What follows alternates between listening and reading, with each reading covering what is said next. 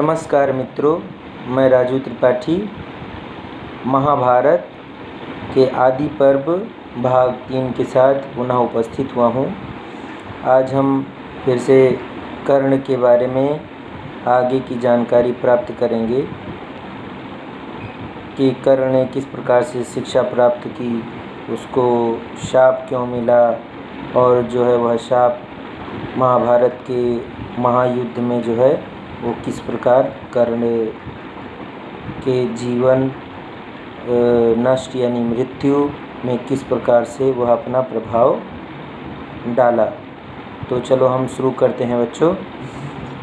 कर्ण की लगभग 13 वर्ष की अवस्था थी जब वह अपने पिता पालक पिता अधिरथ से उसने कहा कि पिताजी, मुझे जो है अस्त्र शस्त्र विद्या सीखने की आवश्यकता है, मैं सीखना चाहता हूँ। और अधिरथ अपने पुत्र की जो है वीरता और उसके हाव भाव से कार्य से बहुत ही परिचित थे और उसके मुख मंडल पर जो सूर्य की आभा थी, तेज था, उसको देखते हुए उनके भी मन में अधिरथ के हमेशा ये भाव उठता था कि अवश्य ही यह वीर बालक कोई क्षत्रिय है, लेकिन वह व्यक्त कभी कर्ण से नहीं कर पाते थे। और उसकी जो इच्छा थी कि वह अस्त्र विद्या सीखना चाहता है, तो उस समय द्रोणाचार्य जो हैं वह पृथ्वी पे एक महान जो है गुरु थे अस्त्र शस्त्र विद्या सिखाने के लिए, इसलिए वह उनके पास में लेके गए। और जिस राज्य में अधिरथ रहते थे हस्तिनापुर में, उसी राज्य में जो है द्रोणाचार्य उस समय उपस्थित थे, जो कौरव और पांडवों को शिक्षा प्रदान कर रहे थे। फिर जब ये उनके पास पहुँचे द्रोणाचार्य के, तो द्रोणाचार्य ने उनको शिक्षा प्रदान करने से मना कर दिया। वो बोले कि यहाँ पर केवल ब्राह्मण या फिर जो है क्षत्रिय राजकुमारों को ही शिक्षा प्रदान की जाती है। और उन्होंने ही कर्ण का नाम कर्ण को देखने के बाद में उन्होंने कहा कि यह बच्चा कोई तेजस्वी बालक है, इसलिए इसका नाम तुम कर्ण रखो, द्रोणाचार्य ने ही कहा। तो उसके बाद में जो है कर्ण बहुत संवाद किया उनके साथ में। उसके बाद में वह दुखी होकर वहाँ से लौट गया। फिर वह शिक्षा की खोज में बढ़ता आगे। यह कहा गया है बच्चों की जहाँ चाह होती वहीं राह होती है। तो वह परशुराम जी के पास पहुँच गया और वहाँ पे जो है परशुराम जी ने इसको देखा, तो इसके स्वभाव को देखा, इसकी दानवीरता को देखकर वह बहुत प्रभावित हुए और उन्होंने इसे शिक्षा देना उचित समझा। लेकिन यहाँ पर कर्ण ने यह भूल की, क्योंकि वह अपने आप को बोला कि मैं ब्राह्मण हूँ, और वह ब्राह्मण जो है बनकर वहाँ पे शिक्षा ग्रहण कर रहा था, क्योंकि परशुराम जी जो है उस समय केवल ब्राह्मणों को शिक्षा दे रहे थे, बाकी किसी भी क्षत्रिय या कोई भी जाति को शिक्षा नहीं देते थे उस समय। तो इन्होंने उनसे जो है ब्राह्मण बन के शिक्षा प्राप्त की। और जो है जब इन्हें अपने घर वापस आना था, उस समय जो है एक दिन उनके गुरु लेटे हुए थे और इनके जंघा पे सर रख के, और एक भंवरा आता है और इनके जांघों पे काट लेता है, खून की धारा बहने लगती है। लेकिन कर्ण अपने जगह से टस से मस नहीं होते हैं। जब इनके गुरु परशुराम का हाथ खून पे पड़ता है, तो जो है एकाएक उठ के खड़े हो जाते हैं और देखते हैं खून की धारा। तो देख के बोलते हैं कि बेटा, तुम्हें ये मतलब जंतु ने काटा, तुम उठे क्यों नहीं, तुमने पीड़ा क्यों सहन की। और वे क्रोधित हो जाते हैं। उसके बाद वे बोलते हैं कि तुम अवश्य ही कोई क्षत्रिय हो, नहीं तो कोई साधारण ब्राह्मण ऐसी पीड़ा को सहन नहीं कर सकता है। और उन्होंने उन्हें शाप दे दिया, बोला कि जाओ, जिस समय तुम्हें परम आवश्यकता पड़ेगी तुम्हारी अस्त्र शस्त्र विद्या की, वह सब तुम उस समय भूल जाओगे और तुम्हारे रथ का पहिया जो है ज़मीन में धंस जाएगा। तो यह शाप मिलने के बाद में जो है कर्ण अपनी पूरी व्यथा बताता है कि वह जो है अधिरथ का पुत्र है, हस्तिनापुर में रहता है। उससे प्रभावित होकर उसके बाद में अपना जो है परशुराम जी जो शिव धनुष जो होता है वह उनको प्रदान कर देते हैं और कहते हैं कि यह धनुष जब तक तुम्हारे हाथ में रहेगा तुम्हें कोई पराजित नहीं कर सकता है। और जब यह युद्ध महाभारत का कर्ण और अर्जुन के बीच में सामने हुआ, तब वही शाप लगने के कारण कर्ण का रथ का पहिया जमीन में धंस गया और उसने अपना गांडीव अपना जो है शिव धनुष रथ पर रख दिया और नीचे बैठकर निकालने लगा अपने रथ के पहिए को। और अर्जुन ने उस समय जो है अंजलि का अस्त्र का प्रयोग करके और कर्ण का वध कर दिया। इस प्रकार से जो है कर्ण के लाइफ का, जीवन का जो है अंत होता है। आगे देखते हैं बच्चों, द्रोणाचार्य और द्रुपद के बारे में देखते हैं। द्रोणाचार्य और द्रुपद एक परम मित्र थे। ये दोनों जो है गुरु भारद्वाज के आश्रम में दोनों पढ़ते थे। द्रोणाचार्य के पिता का नाम भी भारद्वाज था और जो है वहाँ पर ही द्रोणाचार्य ने द्रुपद को अनेक बालपन में विद्याएं भी जो सीखता था, वो अपने मित्र द्रुपद को सिखाता रहता था, जिस कारण से द्रुपद ने उसको अपना मित्र बना लिया था। स्वार्थवश द्रुपद ने जो है द्रोणाचार्य को मित्र बना लिया था, लेकिन इस स्वार्थ मित्रता को द्रोणाचार्य जो है समझ ना सके और वह समझे कि यह मेरा परम मित्र है। दोनों ने शिक्षा ग्रहण की। उसके बाद में जब उन्होंने भारद्वाज मुनि का आश्रम छोड़कर अपने अपने घर गए। द्रोणाचार्य तो अपने पिता के पास रह गए, लेकिन द्रुपद अपने राज पांचाल वापस चले गए। और कुछ समय के बाद में जो है इनका विवाह हुआ द्रोणाचार्य का, और जो है ये बहुत ही गरीब हो गए थे। उसके बाद में इन्हें पता चला कि परशुराम जो हैं वह लोगों को दान दक्षिणा को जो उनके पास कुछ है वह दे रहे हैं, तो ये उनके पास तुरंत जा पहुँचे।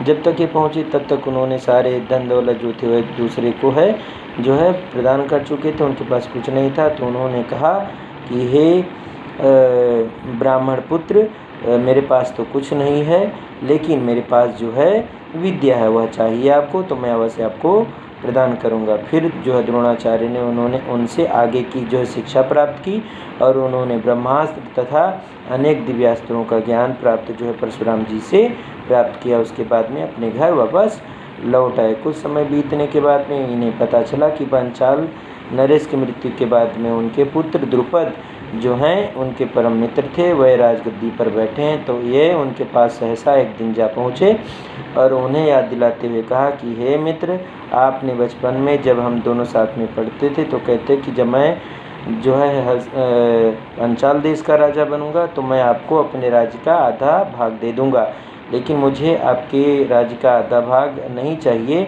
आप मुझे कुछ धन ही दे दीजिए मित्र समझकर, मैं संतुष्ट हो जाऊंगा और मैं बहुत ही गरीबी स्थिति में हूँ, मैं बहुत परेशान हूँ। तो द्रुपद कहते हैं यदि तुम ब्राह्मण तौर पे आए होते हमारे पास कुछ मांगने के लिए तो मैं आपको अवश्य प्रदान करता, लेकिन यदि तुम एक राजा के मित्र कहते हो अपने आप को दलिद्र ब्राह्मण, तो यह मेरी तौहीनी है, मेरा अपमान है, इसलिए मैं आपको कुछ नहीं दूंगा।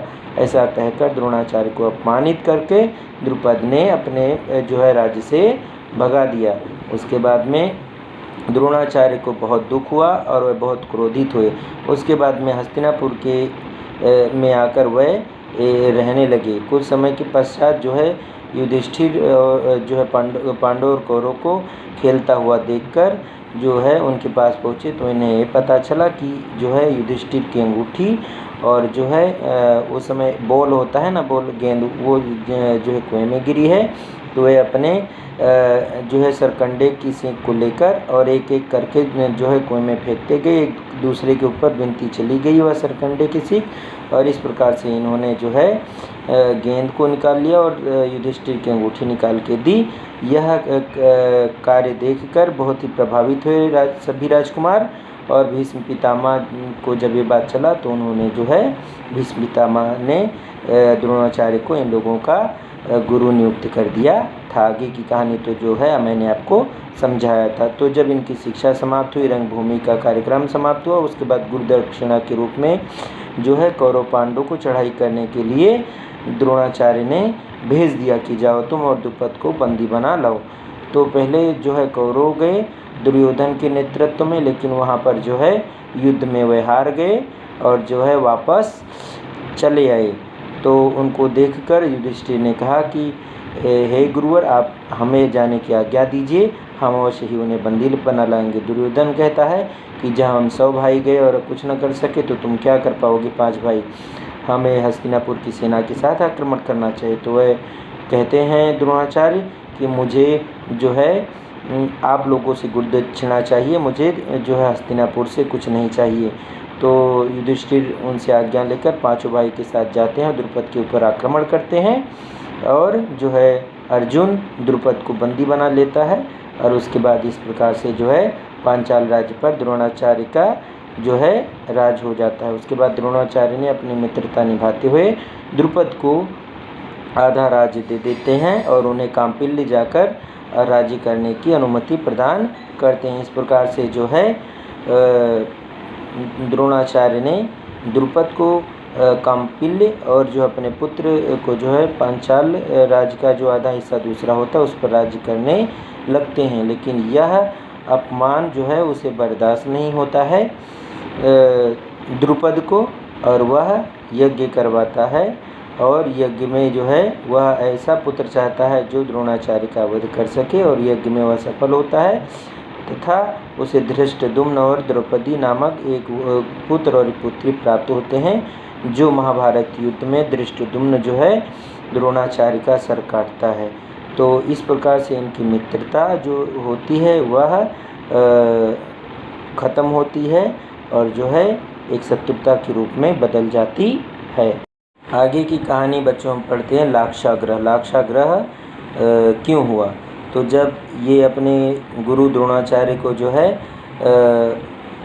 उनको पांचाल देश जीत के जो इनको समर्पित कर दिए और द्रुपद को बंदी बना दिए, तो हस्तिनापुर में हाहाकार हो गया कि पांचों पांडवों ने बहुत ही कठिन कार्य करके दिखाया, जो पांचाल राज्य को जीतकर गुरु द्रोण को समर्पित कर दिए। तो ये निश्चित ही परम वीर पांचों पांडव हैं और इनको ही हस्तिनापुर का युवराज घोषित किया जाना चाहिए। उधर दुर्योधन मामा शकुनी के साथ में षड्यंत्र करता रहता था कि वह खुद जो है हस्तिनापुर का युवराज घोषित हो जाए।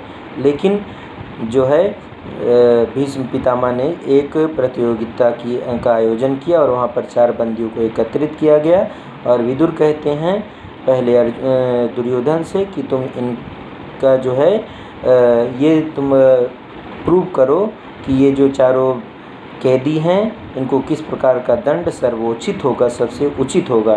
तो वह उन चारों को जो है मृत्युदंड सीधा सीधा कह देता है। तो सभी उसका वाहवाही करते हैं, लेकिन फिर विदुर जो है युधिष्ठिर को चांस देते हैं। फिर युधिष्ठिर जो है न्याय संगत उनके साथ में व्यवहार करते हैं, उनको न्याय उचित दंड प्रदान करते हैं, जिसकी जो है पूरे हस्तिनापुर में और राजभवन में सराहना होती है। युधिष्ठिर की जय जयकार होती है और अंततः जो है धृतराष्ट्र न चाहते हुए भी युधिष्ठिर को युवराज घोषित करना पड़ता है।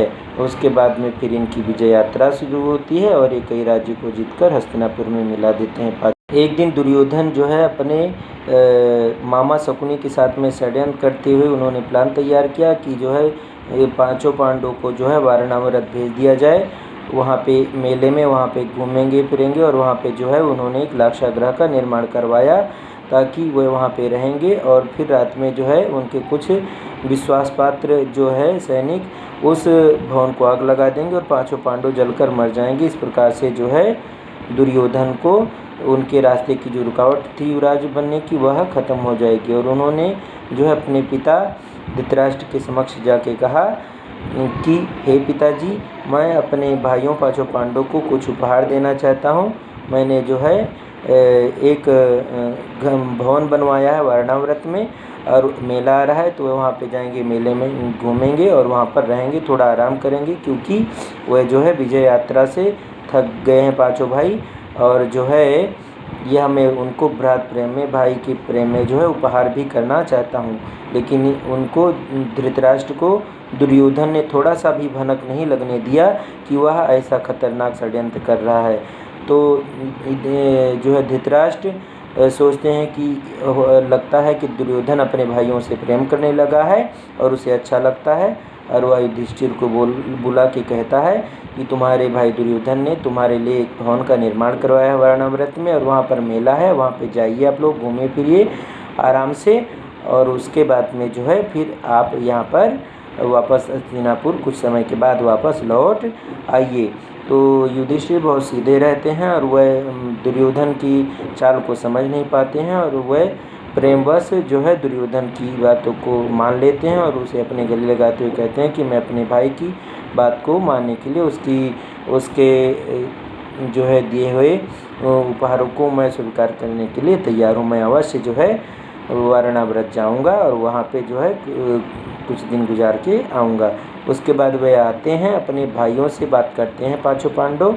युधिष्ठिर कहते हैं अर्जुन से कि दुर्योधन ने हमारे लिए जो है एक भवन का निर्माण करवाया है और हम लोग जो है वारणाव्रत जाएंगे, वहाँ रहेंगे और वहाँ पे जो प्रकृति का है उसका आनंद लेंगे, कुछ समय के बाद में वापस लौट आएंगे। तो भीम कहते हैं कि दुर्योधन शुरू से हमारे साथ चाल करता आ रहा है, वह निश्चय ही हमारा अनिष्ट चाहता, हमें परेशान करना चाहता है, हमें ऐसा कार्य नहीं करना चाहिए। लेकिन युधिष्ठिर कहते हैं कि भ्रात प्रेम बनाए रखने के लिए जो है यदि वह हमारे लिए कुछ अच्छा कर रहा है तो उसके किए गए कार्यों को हमें स्वीकार करना चाहिए, अन्यथा हमारे अंदर और विद्रोह होता जाएगा और हमारे अंदर और दूरियां बढ़ती चली जाएंगी, शत्रुता बढ़ता चला जाएगा। तो उसके कहने को हमें मानना चाहिए। पांचों भाई जो है संतुष्ट हो जाते हैं और विदुर को इस बात का पता चलता है तो विदुर उन्हें सहमति प्रदान करते हैं कि युधिष्ठिर तुम तो जाओ वारणाव्रत घूमने के लिए, लेकिन पीछे ही पीछे जो है विदुर अपने गुप्तचर को लगा देते हैं कि वहाँ पर इनके पीछे जाओ और इनका ख्याल रखो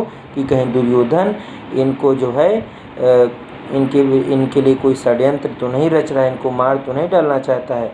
तो जो है पांचों पांडव अपनी माता कुंती के साथ वारणाव्रत जाते हैं और उस घर में रहने लगते हैं जो लाख का बनाया हुआ होता है कि उस पर थोड़ा सा आग पकड़ ले तो पूरा घर जो है जलकर भस्म हो जाए। इन लोगों को पता नहीं होता है कि लाख का बना हुआ घर है, लेकिन जो है विदुर के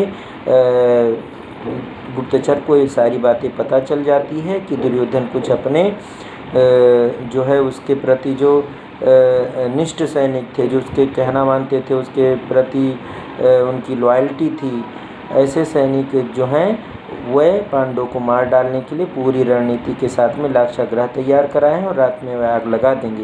ये बात पता चलने पर विदुर जो है एक सुरंग खोदने वाले व्यक्ति को है बुलाता है और वह बोलते हैं कि तुम जाओ और जो है उस भवन से कुछ दूर से ऐसी सुरंग खोदो कि वह सुरंग सीधा आके जो है महल के बीचों बीच में निकले और जब वह आग लगाएं तो पांचों पांडव उसी सुरंग के माध्यम से बाहर निकल जाएं।